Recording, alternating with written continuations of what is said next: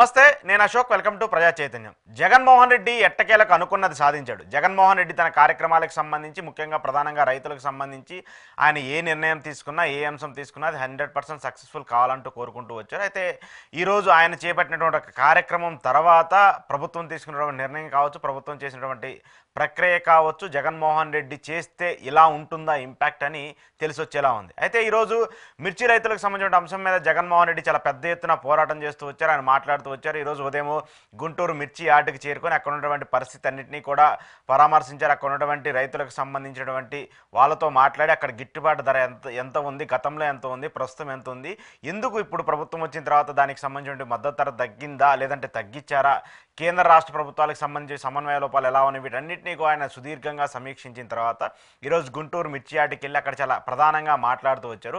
గత ప్రభుత్వం అంటే జగన్మోహన్ రెడ్డి అధికారంలో ఉన్నప్పుడు, ప్రస్తుతం ఉన్నటువంటి ప్రభుత్వం అధికారంలో ఉన్నప్పుడు మిర్చి రైతులకు సంబంధించి, ముఖ్యంగా మిర్చికి సంబంధించిన రేటు ఎంత ఉంది అనే అంశం మీద ఆయన గట్టిగా మాట్లాడుతూ వచ్చారు. కొంతమంది దళారులు రేటుని మార్చేస్తూ ఉంటారు, దళారులు దానికి సంబంధించి వాళ్ళ ఇష్టం వచ్చినటువంటి రేటుకి కొని ఎక్కువగా అమ్ముతున్నటువంటి పరిస్థితులు కూడా మనం చూస్తూ వచ్చామంటూ కూడా ఆయన మాట్లాడుతూ వచ్చారు. గతంలో సాధారణ మిర్చికి సంబంధించి కింటా ద్వారా 20,000 వరకు ఉంటే, ప్రస్తుతం కూటమి సర్కార్ అధికారంలో ఉన్నటువంటి నేపథ్యంలో 10,000 నుంచి 11,000 మాత్రమే ఉంది. అది కూడా కొనుగోలు చేసే పరిస్థితి లేదు.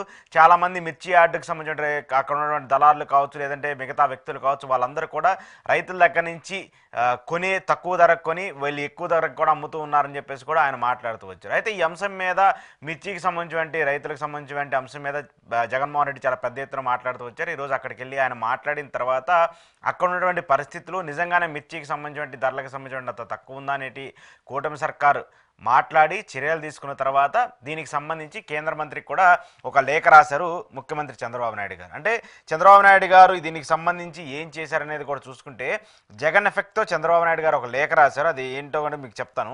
గుంటూరు మిర్చి యార్డు ఘటన ఏపీ రాజకీయాలకు బలంగా తాకింది. మిర్చి రైతులు దీనస్థితిలో ఉన్నారని, మార్కెట్ ఇన్వెస్టర్స్ స్కీమ్ కింద పంట కొనుగోలు చేయాలని చెప్పేసి కోరుతూ కేంద్ర మంత్రి శివరాజ్ సింగ్ చౌహాన్కు సీఎం చంద్రబాబు నాయుడు లేఖ రాశారు. మాజీ సీఎం జగన్ గుంటూరు మిర్చి యార్డులో రైతులతో మాట్లాడిన తర్వాత చంద్రబాబు లేఖ రాయడం చర్చనీయాంశమైంది. జగన్ నిలదీస్తే తప్ప సీఎంకు రైతుల సమస్యలు కనిపించమంటూ కూడా పలు విమర్శలు కూడా ఎదురవుతూ వస్తున్నాయి. సరే, ఆయన ఏం చేశారు ఏంటి అనేది పక్కన పెడితే, ఆయన చేసినటువంటి జగన్మోహన్ రెడ్డి చేసినటువంటి ప్రక్రియ, జగన్మోహన్ రెడ్డి చేసినటువంటి ఒక పని వల్ల ఈరోజు ఒక మంచి జరిగింది, ఒక మేలు జరిగింది.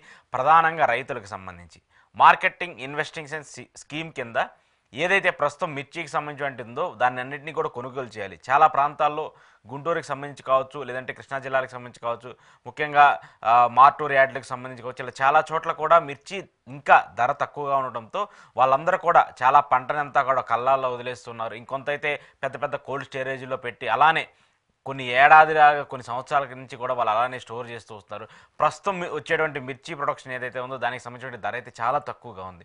సో వీటన్నిటి మీద మిర్చి రైతులు పడుతున్నటువంటి బాధలకు సంబంధించి, మిర్చి రైతులు పడుతున్నటువంటి కష్టాలకు సంబంధించి ఆయన తెలుసుకొని ఈరోజు ఆయన అక్కడికి వెళ్ళి మాట్లాడటం కావచ్చు, ఆయన ఎఫెక్ట్ అంటారా లేదంటే జగన్మోహన్ రెడ్డి చేశాడా చేయలేదంటారు, కానీ ప్రభుత్వం అయితే దీని మీద దిగొచ్చింది. జగన్మోహన్ రెడ్డి ఏదైతే ఆయన ప్రధానంగా పిలుపునిచ్చారో రైతులకు సంబంధించిన ఆ మిర్చిని కొనాలని చెప్పేసి ఆయన ఒక ఆదేశం ఏదైతే ఇచ్చారో దానికి అనుగుణంగా చంద్రబాబు నాయుడు దిగొచ్చి కేంద్ర మంత్రికి లేఖ రాశారు. కేంద్ర మంత్రికి లేఖ రాసి ఏదైతే మార్కెటింగ్ ఇన్వెస్ట్మెంట్ స్కీమ్ కింద ఉంటుందో దాన్ని కొనాలని కూడా చెప్తూ వచ్చారు. అయితే ఇక్కడ నాకు తెలియని ఒక అంశం ఇప్పుడు నేను అడగాలనుకుంటున్నాను, నేను చెప్పాలనుకుంటున్నాను. ఎందుకంటే కూటమి సర్కార్కి సంబంధించి అధికారంలోకి వచ్చినటువంటి 9 నెలల్లో, అంటే ఆల్మోస్ట్ 9 నెలలు కూడా కంప్లీట్ అయిపోతుంది, ఇంకొక 3-4 నెలల్లోనే వాళ్ళు ఏడాది పాలన కూడా పూర్తి చేసుకోబోతున్నారు. ఈ ఏడాది పాలనకు సంబంధించి చూసుకున్నా, లేదంటే 9 నెలల పాలనకు సంబంధించి చూసుకున్నా కూడా ప్రభుత్వానికి సంబంధించి, రైతులకు సంబంధించి చాలా పెద్ద ఎత్తున నిరసనలు, రైతులైతే మాత్రం చాలా విపరీతంగా కూడా నష్టపోతున్న పరిస్థితిని కూడా చెప్తున్నారు.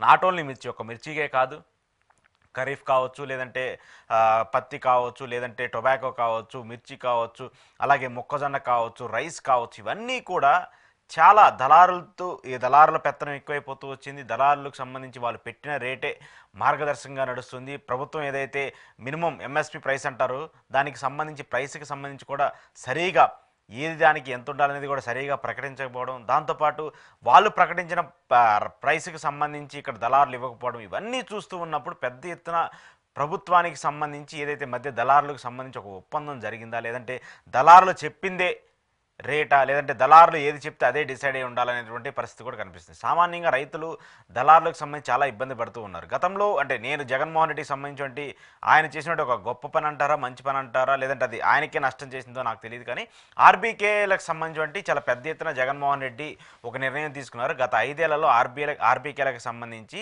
అన్ని గ్రామాల్లో ఆర్బీకే సెంటర్లను నియమించారు. అక్కడ డైరెక్ట్గా ఎవరైతే పంటను కొనుగోలు చేసేటువంటి కంపెనీలు ఉంటాయో లేదంటే దళారులు ఉంటాయో వాళ్ళందరినీ కూడా ఆర్బీకే సెంటర్కి అటాచ్ చేస్తూ రైతులు ఎవరి దగ్గర పంట ఉన్నా కూడా డైరెక్ట్గా ఆర్బీకి వెళ్ళి అక్కడ నమోదు చేసుకుని వాళ్ళ పంటను కూడా కొనుగోలు చేసే పరిస్థితి ఉంది. ప్రస్తుతం ఆర్బీకేల పరిస్థితి ఎలా ఉంది? కూటమి సర్కార్ అధికారంలోకి వచ్చిన తర్వాత ఆర్బీకేల్లో అలాంటి పనులు జరుగుతున్నాయి. ఆర్బీకేల్లో రైతులకు సంబంధించినటువంటి వాళ్ళతో ఉన్నటువంటి అటాచ్మెంట్స్ అంటే నాట్ ఓన్లీ పంట అమ్మకమే కాకుండా అక్కడ ఉన్నటువంటి విత్తనాలకు సంబంధించి కావచ్చు, ఎరువులకు సంబంధించి కావచ్చు, వాళ్ళకి రావాల్సినటువంటి రాయితీలకు సంబంధించి కావచ్చు, రాబడికి సంబంధించి కావచ్చు, వ్యవసాయ శాఖకు సంబంధించిన కొంతమంది శాస్త్రవేత్తలు ఇచ్చేటువంటి నిపుణులకు సంబంధించి కావచ్చు, లేదంటే వాటన్నిటికి సంబంధించిన ఇన్పుట్స్ కావచ్చు, వాటన్నిటిని కూడా ఎప్పటికప్పుడు రైతులకు చేరవేస్తుంటారు. కానీ ప్రస్తుతం అలా జరుగుతుందా అంటే కూడా అలాంటి జరిగే పరిస్థితి లేదు.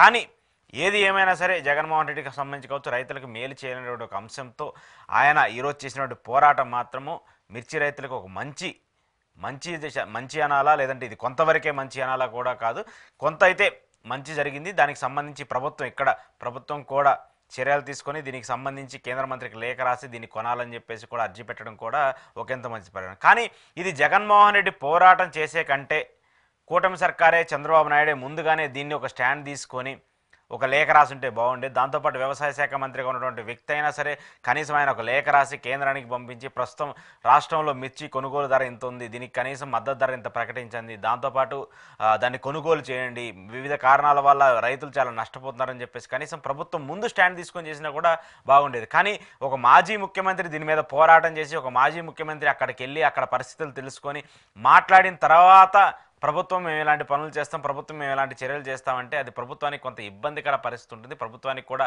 ఒక నెగిటివ్ ఇంపాక్ట్ తీసుకొచ్చే పరిస్థితి ఉంటుంది. కాబట్టి ముఖ్యంగా రైతులకు సంబంధించిన సమస్యలపైన, రైతులకు సంబంధించిన అంశాలపైన ఎవరో పోరాటం చేసే కంటే ముందుగానే ప్రభుత్వం మేలుకొని వాళ్ళకి సంబంధించి వాళ్ళకి ఇవ్వాల్సినటువంటి రాయితీలు కావచ్చు, వాళ్ళకి చేయాల్సిన పనులు కావచ్చు, ఏదైతే ప్రభుత్వం నుంచి రావాల్సిన సహకారాలు ఉంటాయో అవన్నీ కూడా ప్రభుత్వం ముందుగానే వాళ్ళకి ఇస్తే బాగుంటుంది తప్ప ఎవరో పోరాటం చేసి ఎవరో దానికి సంబంధించి పరిణామాలు చేసిన వరకు తీసుకొస్తే మాత్రం అది ప్రభుత్వానికే నష్టం చేకూర్చే పరిస్థితి ఉంటుంది.